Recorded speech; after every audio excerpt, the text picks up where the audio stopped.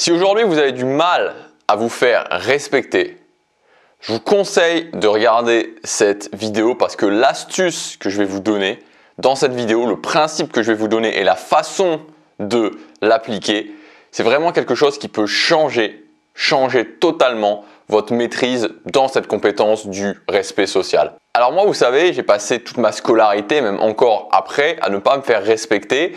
Et c'est pour ça que c'est vraiment quelque chose aujourd'hui où cette thématique du respect, c'est toujours quelque chose qui est très important pour moi. Et c'est vraiment aujourd'hui, maintenant je suis passé de l'autre côté, je me fais respecter. C'est vraiment ma valeur numéro un. C'est ma valeur numéro un. C'est impossible pour moi de m'imaginer laisser quelqu'un, un groupe ou peu importe, me manquer le respect. C'est impossible pour moi. C'est vraiment quelque chose qui est impossible. C'est vraiment ma valeur numéro un.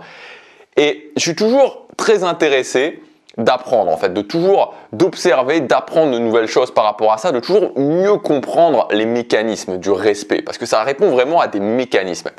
Et il y a des lieux, il y a des situations qui sont, je dirais, qui sont des situations fascinantes, notamment pour moi, parce que c'est des situations qui sont vraiment les exemples parfaits de comment, qu'est-ce qu'il faut faire pour se faire respecter, qu'est-ce qu'il ne faut pas faire pour se faire respecter.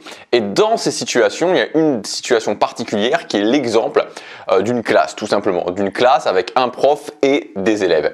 Et l'année dernière, alors pour ceux qui me suivent régulièrement, vous le savez peut-être, et pour ceux qui ne me suivent pas régulièrement, je vais vous le dire, j'ai pris, donc pendant l'année dernière, j'avais un visa étudiant au Japon, et donc je me suis retrouvé, vu que j'avais un visa étudiant, je devais aller à l'école, je me suis retrouvé dans une école avec une classe, avec des élèves.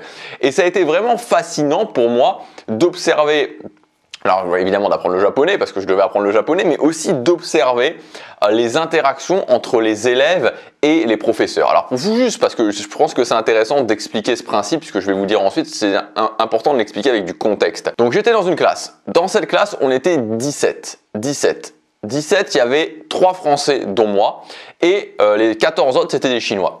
Donc 14 Chinois, 3 Français et les Chinois, si vous avez déjà été en vacances avec des groupes de Chinois par exemple, vous avez été par exemple en Thaïlande où il y a des Chinois qui peuvent se balader, vous savez que les Chinois, c'est-à-dire que si on prend les Japonais, si on prend les Chinois, alors j'aime pas faire de généralité mais enfin quand même là des fois il faut quand même mettre les choses au clair. Prenez les Japonais, vous prenez les Chinois, c'est vraiment l'extrême opposé quoi. C'est-à-dire que là où les Japonais sont calmes, tranquilles, les Chinois c'est vraiment l'inverse. Et ceux que j'avais dans ma classe étaient particulièrement agités. Et dans cette classe, on avait 4 professeurs différents. Et c'était marrant parce que justement dans ces 4 professeurs, il y avait vraiment 4 niveaux de respect. Donc il y avait 3 femmes et 1 mec. Il y avait une femme qui se faisait super bien respecter. Il y avait un mec qui se faisait respecter, on va dire moyen plus. Il y avait une femme qui se faisait vraiment moins, pardon, et il y avait une femme qui se faisait pas du tout respecter, elle se faisait complètement marcher dessus.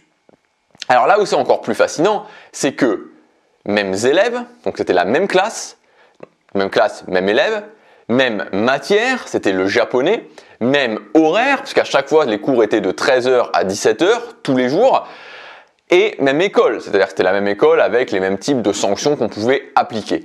Et pourtant, malgré ça, parce que vous savez, des fois on peut se dire aussi, là, comme je vous disais, c'était vraiment la même matière, c'est-à-dire que les mêmes profs donnaient la même chose, je ne sais pas pourquoi ils faisaient ça, mais ils se relayaient sur la même matière. Et en gros, est-ce qu'on pourrait se dire, oui voilà, quand j'enseigne les maths par exemple, c'est plus difficile que quand j'enseigne une langue, c'est plus compliqué de tenir les élèves. Donc là, même horaire, même école, même matière, bref, tout était exactement pareil et pourtant on avait vraiment des disparités énormes en termes de manque de respect. Le principe que je voudrais vous expliquer aujourd'hui, c'est ce que j'appelle le principe d'exponentialité. C'est-à-dire que si je reprends mon exemple de la classe, au bout de 2 mois, avec un prof, on avait des élèves qui parlaient, qui étaient à la limite de danser sur les tables, où c'était complètement la foire dans la classe. Et avec un autre prof, on avait des élèves qui restaient silencieux, qui étudier. Et si on rembobine, c'est-à-dire que si on rembobine, qu'on retourne 2 mois avant, pour les 2 types de situations, pour les 2 professeurs, il s'est passé exactement la même chose. Il s'est passé un premier test. Et c'est ça le principe d'exponentialité, c'est-à-dire que vous allez avoir dans une classe un élève, peut-être l'élève le plus téméraire, on va dire, qui va commencer à tester le professeur. Peut-être que ce test, ça va être le fait de parler sans lever la main quand il n'était pas autorisé. Peut-être que ce test, ça va être de se retourner vers un autre élève et de commencer à parler. Peut-être que ce test, ça va être, je sais pas, de faire quelque chose d'autre qui n'est pas autorisé. Il va y avoir un premier test. Et à partir de là, va y avoir la réaction du professeur. Suivant comment le professeur va réagir, soit le test va s'arrêter, soit si le professeur ne réagit pas, les tests vont continuer. Cet élève va commencer à prendre confiance et donc il va faire un test un peu plus gros et puis encore un test un peu plus gros et puis encore un test un peu plus gros. Et ce qui va se passer aussi, l'effet qui va se passer, c'est que les autres élèves observent. Les autres élèves qui eux-mêmes n'étaient pas tout à fait téméraires vont observer et vont voir que justement il y a des tests qui sont faits, qu'il n'y a rien qui se passe. Et eux-mêmes vont commencer à faire des tests. Et là, vous avez une sorte d'effet boule de neige qui va s'accélérer très rapidement. Et c'est pour ça que j'appelle ça l'effet d'exponentialité. C'est-à-dire exactement comme une courbe qui monte, enfin comme une courbe exponentielle, ça commence. Et puis d'un coup, ça monte extrêmement fort, extrêmement vite à cause de ça. Et cet exemple-là, on peut, si vous voulez, c'est pareil pour tout, pareil pour toutes les situations. Si je prends par exemple Michel, qui est l'assistant d'un patron, l'assistant d'un manager ou l'assistant d'un patron, peu importe. Bref, qui est en rapport étroit avec son patron. Et que Michel commence son job et que 6 mois après, on voit le patron qui parle vraiment très mal à Michel, qui lui crie dessus, qui lui hurle dessus, qui ne le respecte pas et qui même est à la limite de l'insulter parfois. Si on rembobine, avec quoi ça commence? Ça commence avec un test. C'est-à-dire que dans 99,9% des cas, vous n'allez pas avoir des élèves qui vont arriver sur une classe et tout le monde va se mettre à danser sur la table. C'est pareil pour l'histoire du patron de Michel. Vous n'allez pas avoir un nouvel employé qui va arriver et le patron qui va commencer à lui dire « Oui, t'es qu'une merde, oui, tu travailles pas bien » et commencer vraiment à lui hurler dessus. C'est pas comme ça que ça se passe. Ce qui va se passer, c'est que vous allez avoir des tests, et puis un autre test, et puis un autre test, et assez rapidement, c'est ça aussi qu'il faut dire, c'est-à-dire que vous n'avez pas 250 tests, vous avez peut-être 1, 2, 3, 4, et puis d'un coup ça va s'accélérer. D'un coup le manque de respect va vraiment s'accélérer, et on va se retrouver dans des situations qui parfois vont être complètement folles, en fait, qui vont être complètement délirantes, parce que à la base, il y a un manque de respect. Alors, ce principe d'exponentialité, comment vous pouvez vous en servir? Vous pouvez vous en servir parce qu'il faut comprendre que et ça, c'est quelque chose de très contre-intuitif parce que vous savez, que vous soyez un prof avec des élèves, que vous soyez dans une nouvelle relation de couple, que vous soyez un employé qui commence son travail avec un nouveau patron, il y a toujours une bonne excuse. En fait, il y a toujours, on se dit toujours, bon, allez, c'est vrai que là, il me manque un petit peu de respect ou c'est vrai que cet élève commence un petit peu à parler, c'est vrai que la personne avec laquelle je suis en rendez-vous me manque un petit peu de respect ou me parle un petit peu mal, c'est vrai que mon patron, là aussi me manque un petit peu de respect, mais c'est le départ de ma relation, ou alors c'est le premier jour en classe, ou alors c'est mon premier jour en tant qu'employé. On a toujours cette tendance à se dire, bon, finalement, c'est vrai que c'est le départ. Est-ce que ça vaut vraiment la tête de se prendre la tête dès le départ pour quelque chose qui n'est pas très grand, pour un manque de respect qui n'est pas très fort? Et c'est là qu'on fait l'erreur, en fait. C'est à ce moment-là qu'on fait l'erreur parce que sans s'en apercevoir, le manque de respect va commencer à s'accélérer. Vu qu'on a pris cette pente de se laisser manquer de respect et que souvent, on a du mal déjà à se faire respecter à la base. C'est de plus en plus compliqué de le faire. Les manques de respect vont devenir de plus en plus importants et on se retrouve très rapidement dans des situations qui sont complètement ingérables. Donc en gros, l'idée, c'est de comprendre que, et c'est contre-intuitif, c'est-à-dire que c'est contre-intuitif parce qu'au départ on dit, bon, comme je vous l'ai dit, c'est pas si grave.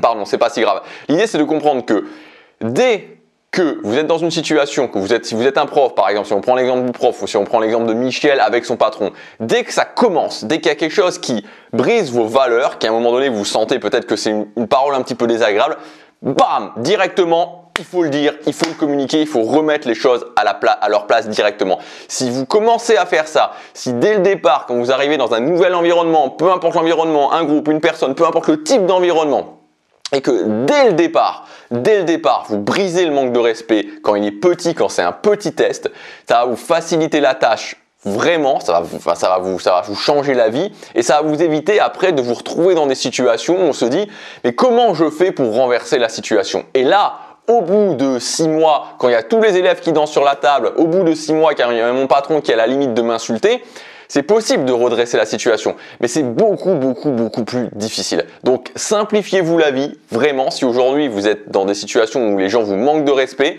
vraiment simplifiez-vous la vie à partir du moment où ça commence, dès que ça commence, boum, appliquez, rappelez-vous ce principe d'exponentialité, rappelez-vous ces tests et bam, directement casser le manque de respect à la racine.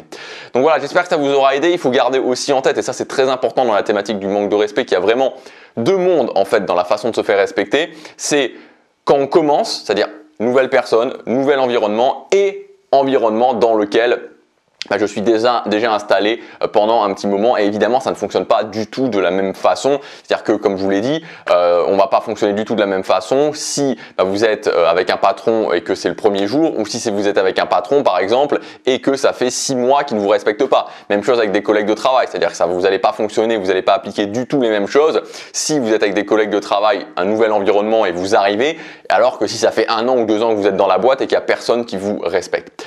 Donc voilà pour cette vidéo. Alors si vous voulez aller plus loin, j'ai sorti une formation qui est très certainement la formation la plus ambitieuse que j'ai fait au niveau du respect. Ça s'appelle Respect naturel. Donc là, j'ai vraiment voulu traiter le respect d'une façon complète.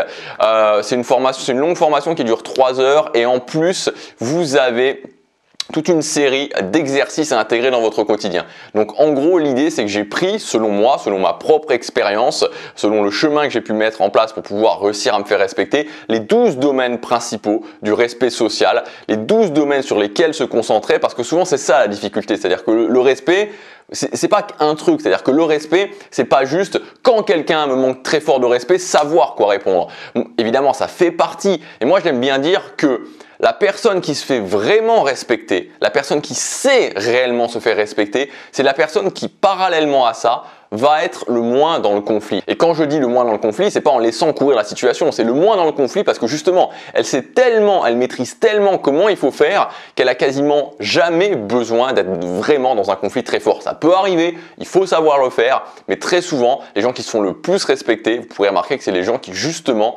ils sont très rarement dans des conflits ouverts. Donc voilà les 12 domaines du respect social qu'on va voir pendant cette formation, et il y a toute une série d'exercices ensuite pour pouvoir les pratiquer et les intégrer dans votre quotidien, parce que c'est très bien de le savoir, mais ensuite il faut l'intégrer dans le quotidien et à chaque fois avec le filtre pour chacun de ces domaines.